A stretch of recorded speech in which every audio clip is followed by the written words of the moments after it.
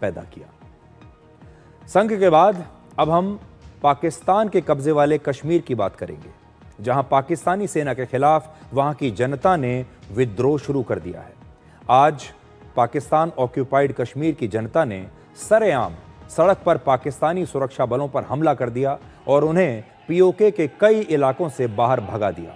इस तस्वीर को देखकर आप प्रदर्शनकारियों के गुस्से का अंदाजा लगा सकते हैं। आपको समझ में आएगा कि जो लोग इस समय पीओके में रह रहे हैं वो कितने परेशान हो चुके हैं और अपने ही इलाके से वो अब पाकिस्तान के सुरक्षा बलों को भगा देना चाहते हैं।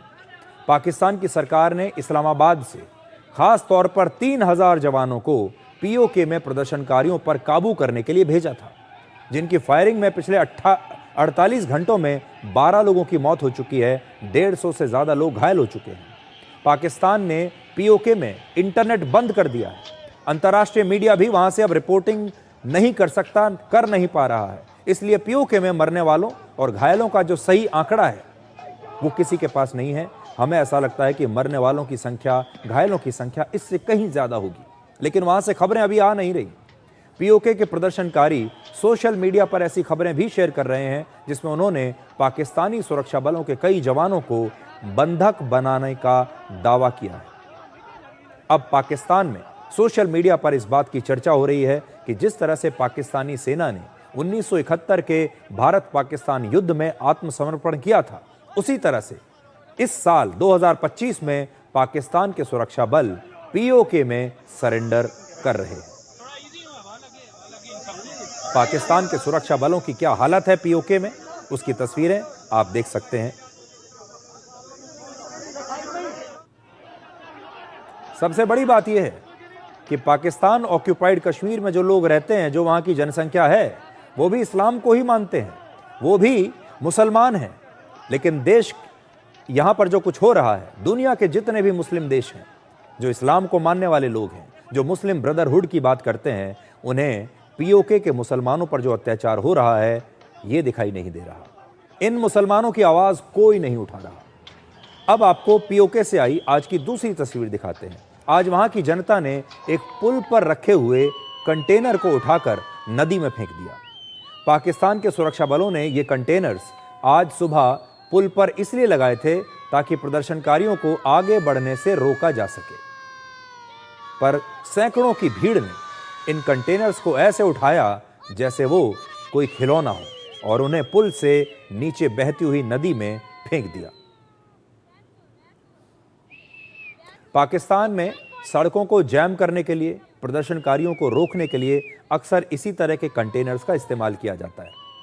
असल में सुरक्षा बलों की गोलियों से घायल होने के बाद वहां के लोगों का गुस्सा बेकाबू हो गया और उसका नतीजा अब आप अपनी स्क्रीन पर देख रहे हैं। पाकिस्तान की सरकार पीओके को आज़ाद कश्मीर कहती है, हालांकि वहां मौजूद प्रदर्शनकारी ये कह रहे हैं कि पाकिस्तानी सुरक्षा बल उनके साथ दुश्मनों जैसा व्यवहार कर रहे हैं और उनकी जान ले रहे हैं। अब आप पीओके में प्रदर्शन कर रहे लोगों के ये बयान सुनिए, उनका ये दर्द आज महसूस कीजिए। ये डायन बन चुकी है, डायन अपने बच्चों को खाती है। ये रियासत जो है इस वक्त अपने बच्चों को, अवाम को मारने पे तुली हुई है, लिहाजा ये मारेगी भी और उसकी आवाज कहीं बाहर न जाए, इसलिए उन्हें मीडिया भी बंद कर। जिसको तुम 100 कार्ड आजाद कश्मीर कहते हो, ये आजाद नहीं है, ये तुमने इसको पाबंद करके रखा हुआ है, लोगों की तमाम आवाजों को बंद करके रखा है और तुम ढोंग चाह रहे हो जनाब। ये खित्ता हमने आजाद करके रखा है। ये मोर्चा बहुत आम है, हमने इस मोर्चे को संभालना है, हर सूरत संभालना है। अगर जान की कीमत देकर भी संभालना पड़ा तो हमने संभालना है। ये हमारी जिम्मेदारी लग गई है। और हाँ, हमारे ऊपर से गाड़ियां गुजर जाए, हमारी लाशों से गाड़ियां गुजर के चली जाए तो और बात है, लेकिन हमारे जीते जी ऐसा नहीं होना चाहिए। जिस लम्हे में तुम जिंदा हो वो लम्हा तुमसे जिंदा है। ये वक्त फिर नहीं आएगा, ये वक्त फिर नहीं आएगा। इसलिए क्या करना है, तुम अपनी करनी कर जाओ, तुम अपनी करनी कर जाओ, जो होगा देखा जाएगा। पीओके की आवामी एक्शन कमेटी ने 38 मांगों को लेकर 29 सितंबर को हड़ताल और प्रदर्शन की शुरुआत की थी और उसके बाद हर दिन वहां की सड़कों पर ये प्रदर्शन और ज्यादा बढ़ते जा रहे हैं और इनका विरोध और भी ज्यादा आक्रामक हो रहा है।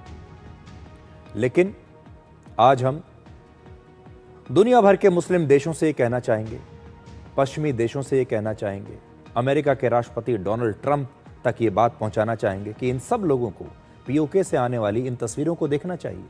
मानव अधिकारों का कैसे हनन वहां पर हो रहा है, कैसे सरेआम लोगों की हत्याएं की जा रही हैं, सिर्फ इसलिए क्योंकि पाकिस्तान इस इलाके को आज भी आज़ाद नहीं करना चाहता, इसे अपने कब्जे में रखना चाहता है। इसीलिए ना वहाँ पर विकास हो रहा है, न लोगों को बुनियादी सुविधाएं मिल रही हैं। लोग ये प्रदर्शन इसलिए कर रहे हैं क्योंकि वो चाहते हैं कि उनके बच्चों के लिए स्कूल बने, अस्पताल बने, सड़कें बनाई जाएं, विकास हो, वहाँ के लोगों की आमदनी बढ़े। आज वहाँ पर लोगों के पास खाने के लिए आटा तक नहीं है।